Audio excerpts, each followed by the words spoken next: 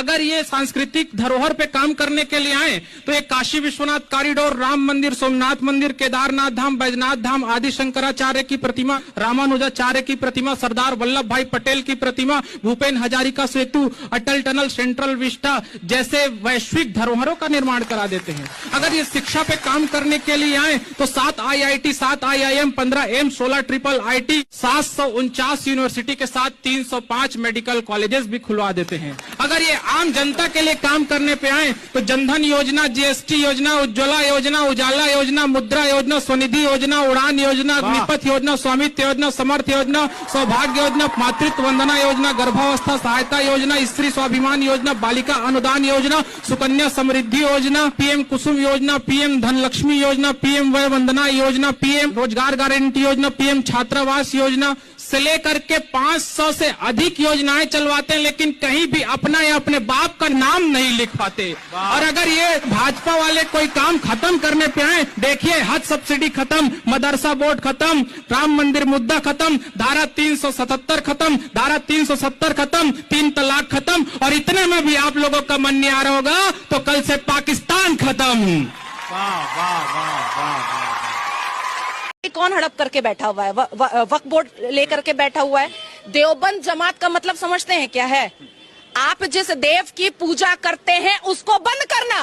अच्छा, देवबंद यही मतलब ही निकलता है। आप जिस देव की पूजा करते हैं उसको बंद करना। इस्लाम की 4 स्ट्रैटेजी है, जो बात नेहरू जी भी जानते थे, गांधी जी भी जानते थे, इंदिरा गांधी जी भी जानती थी। अल तकैया, दाई, जिहाद, जजिया। अब बोलिए अल तकैया क्या है? अल तकैया हिंदू मुस्लिम भाई भाई, आपका खून लाल मेरा खून लाल, हम दोनों संविधान को मानेंगे जब हम टुकड़े टुकड़े गैंग रहते हैं। जब इस्लाम के मानने वाले थोड़े थोड़े होते हैं तब। उसके बाद फिर आ जाता है दाई। अब आपने मेरे ऊपर बिलीव कर लिया अल तकैया में कि ये तो मेरे संविधान को भी मान रही है, मेरी मिट्टी को भी मान रही है, हम दोनों का खून लाल भी बोल रही है। उसके बाद आता है इस्लाम की दावत। आपका धर्म खराब, मेरा इस्लाम अच्छा। आपका धर्म में इतने सारे भगवान, मेरे इस्लाम में एक ही अल्लाह। आपके धर्म में महिलाओं की इज्जत नहीं है, मेरे इस्लाम में महिलाओं की इज्जत है। आप अगर 5 सेकंड के लिए भी कन्विंस हो गए, वहीं पे मेरी जीत है। और अगर आप कन्विंस नहीं हुए तब आता है जिहाद। निकालो तलवार और बोलो सुमित को कि गला सरतन से जुदा, सरतन से जुदा, वही होगा। उसके बाद आता है जजिया कि सनातनियों के घर से अगर एक गला कट गया फिर भी घर वाले नहीं माने और इस्लाम कबूल नहीं किए, तब आएगा जजिया कि तुम हमको संपत्ति। मुसलमान का वोट नहीं चाहिए, मुसलमान को टिकट नहीं देना चाहती। एक अल्पसंख्यक मिनिस्टर था, उसको खत्म कर दिया। मौलाना आजाद फाउंडेशन, अल्पसंख्यक तो किरण रिजिजू जी क्या है? सुनो मेरी बात, बाकी जो क्रिश्चियन मंत्री है वो क्या है? सबसे बड़ी वो जो सिख मंत्री है वो क्या है? 1947 के बाद से अब तक जो सबसे बड़ी माइनॉरिटी है देश की, उसका माइनॉरिटी होती है। और सरदार पटेल के शब्दों में तो ये तक कहा गया कि इसे माइनॉरिटी ना माना जाए, जो देश का विभाजन कर सकती है उसे माइनॉरिटी ना माना जाए। यही coat and quote Sardar Patel, Sardar Patel. दिक्कत पता क्या है? जब हम सरकार को घेरने की कोशिश करते हैं तो आप जैसे लोग बीच में आ जाते हैं। मतलब सरकार तक हमारी बात जाती है, सरकार को घेरिए। और आप जितने सवाल हमारी बात जाती नहीं, मैं आप जितने सवाल हाईकोर्ट का जिक्र आप खुद कह रहे हैं सबसे बड़ी माइनॉरिटी, जो सबसे बड़ी माइनॉरिटी देश का बंटवारा कर सकती है, coat and quote Sardar Patel के शब्दों में, उसे माइनॉरिटी कैसे कहा जा सकता है? सरदार पटेल ने कहा है। अच्छा, तो एक काम कर दीजिए, भगा दीजिए। मतलब जो नहीं, भगाने की बात नहीं हो रही है ना, नहीं भगाने की बात नहीं हो रही। कोट एंड कोट आप लाना चाहते हैं तो पाकिस्तान बनाने के बाद भी आप रहे, यहाँ पर कोई दिक्कत नहीं है। अच्छा, रह रहे हैं? हाँ बिल्कुल, पाकिस्तान बनाने के बाद भी मुसलमान, एहसान क्या है? पाकिस्तान बनाया था ना, पाकिस्तान तो भारत में रहने वाले मुसलमानों ने बनाया था। नहीं, पाकिस्तान बनाने वाले रावलपिंडी, इस्लामाबाद, लाहौर के मुसलमान नहीं थे, कराची के मुसलमान नहीं थे, भारत के मुसलमान थे। 1945-46 के चुनावों के नतीजे देख लीजिएगा। 95% मुसलमानों ने, 90 से 95% मुसलमानों ने मुस्लिम लीग और पाकिस्तान के समर्थन में 45 और 46 के चुनाव में वोट दिया है। मेरी बात, आपके दिल में इंडियंस के लिए नफरत है? बहुत ज्यादा। क्यों? बस वो हिंदू हैं बेटा, वो बहुत पुरस्त है बेटा। हम नहीं, जो इंसान है वो, लेकिन बेटा हिंदुओं के खिलाफ इंशाल्लाह, जब इंशाल्लाह जल्दी जंग छिड़ेगी, जल्दी। हम लोगों के दिमाग जंगों से हिंदुओं को खत्म करने से बाहर कब निकलेंगे? 1 मिनट मेरी बात सुने।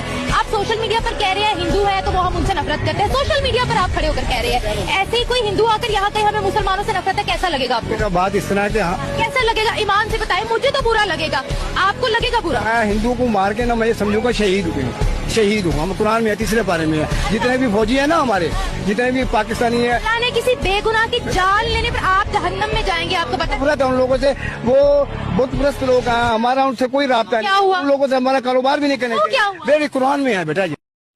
शायद डीके शिव कुमार कुंभ मनाने गए थे, गए ना? हाँ, बच्चों फैमिली के साथ गए। फैमिली के साथ कुंभ में गए डीके शिव कुमार, कर्नाटक के डिप्टी चीफ मिनिस्टर।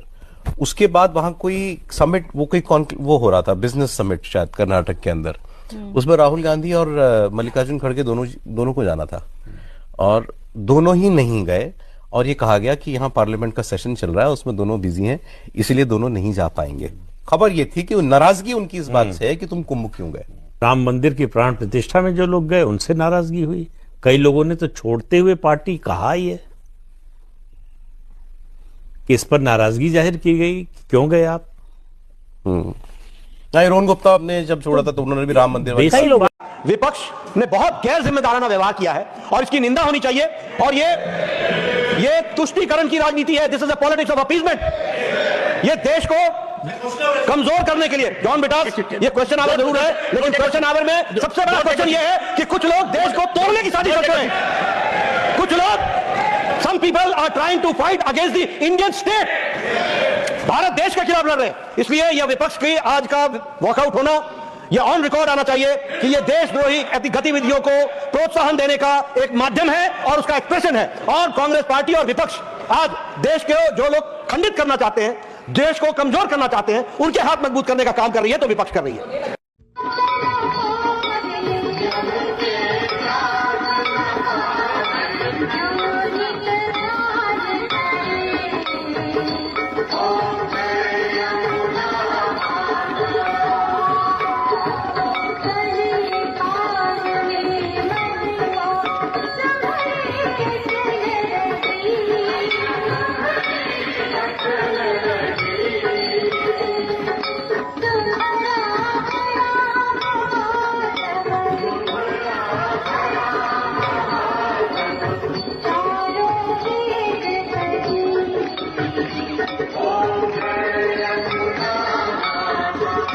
जब मुस्लिम समुदाय का नाम निशान भी नहीं था ना, उससे लाखों साल पहले से कुंभ लग रहा है।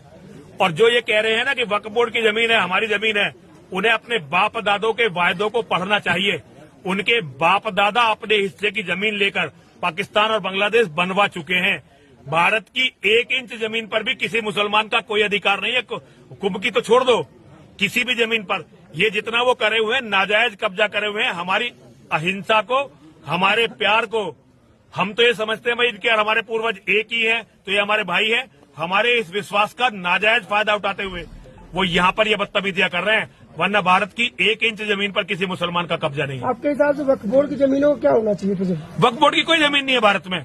भारत में मुसलमान जो है धर्म के आधार पर, देखिए इनके बाद जो भारत में आज मुसलमान है, इनके बाप दादाओं ने एक दिन ये कहा था कि भाई हम हिंदुओं के साथ नहीं रह सकते। अब हिंदुओं के नेताओं ने कहा भाई कोई बात नहीं, देश है, साथ रहो हमारे। तो इन्होंने लाखों करोड़ों हिंदुओं का कत्ल किया था जब अपना पाकिस्तान और बांग्लादेश बनाया था। लाखों करोड़ों हमारे भाई बहनों का कत्ल करके अपने हिस्से से 1.5 गुना अधिक जमीन लेकर आज ये हमारी जमीन पर कब्जा जमा रहे हैं, क्योंकि ये बहुत ही बेशरम और निर्लज्ज हैं। इनका कुंभ मेले में प्रवेश क्यों वर्जित किया गया? देखिए, मुसलमानों का तो हर जगह प्रवेश वर्जित होना चाहिए। कानपुर में जो हिंदू कॉलोनी है उनमें प्रवेश वर्जित होना चाहिए। मुसलमान तो जहां जाएगा वहां गंदगी करेगा। अब अमेरिका में और यूरोप में इनका प्रवेश वर्जित होने वाला है। आपकी इतनी डिमांड पूरे देश भर में प्रचार के लिए क्यों हो रही है? आजकल जहां भी चुनाव हो रहा है आपको जरूर बुलाया जाता है, हर जगह आपको। नहीं, मैं तो एक कार्यकर्ता के रूप में जाता हूं, और मैं ही नहीं जाता हूं, भारतीय जनता पार्टी के सभी नेता जाते हैं हमारे। मैं भी हूं, क्योंकि मैं भगवा कपड़ा पहनता हूं तो अलग से दिखाई देता हूं।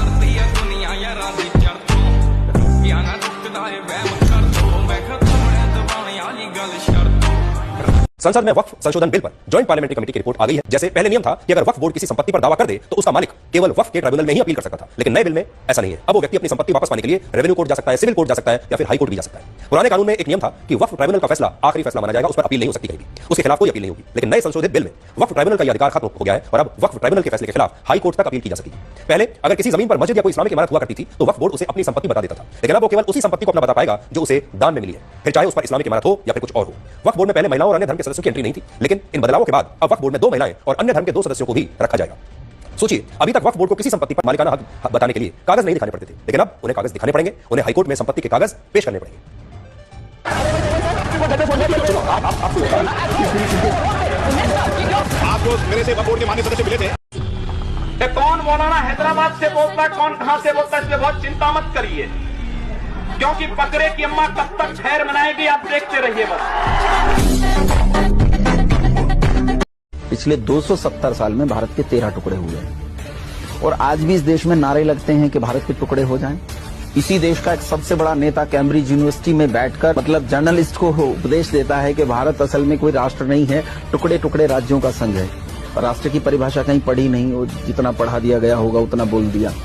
तो जहां इस देश को अलग अलग टुकड़ों में बांटने की बात चल रही है, वहां जहां हम सामरिक तौर पर लड़ रहे हैं, जहां हम वेपन्स के तौर पर लड़ रहे हैं, जहां हम टेक्नोलॉजी की लड़ाई लड़ रहे हैं, वहां अपने लोगों को बौद्धिक तौर पर शिक्षित करने की जरूरत है, ताकि ये भाषाई विवाद मिटे, ताकि ये सांप्रदायिक विवाद मिटे, ताकि हमारे अपने बीच में शक्ल सूरत के नक्सली विवाद मिटे।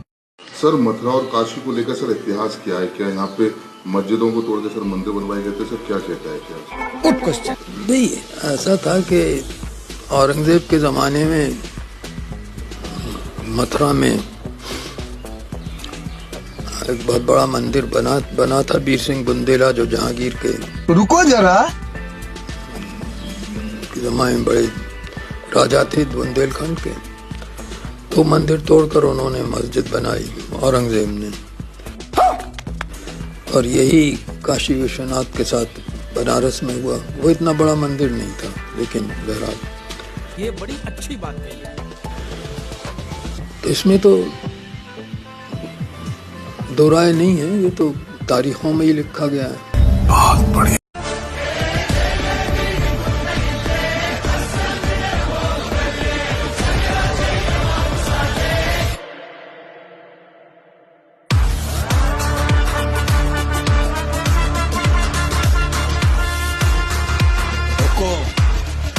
टाइगर का हुक्म।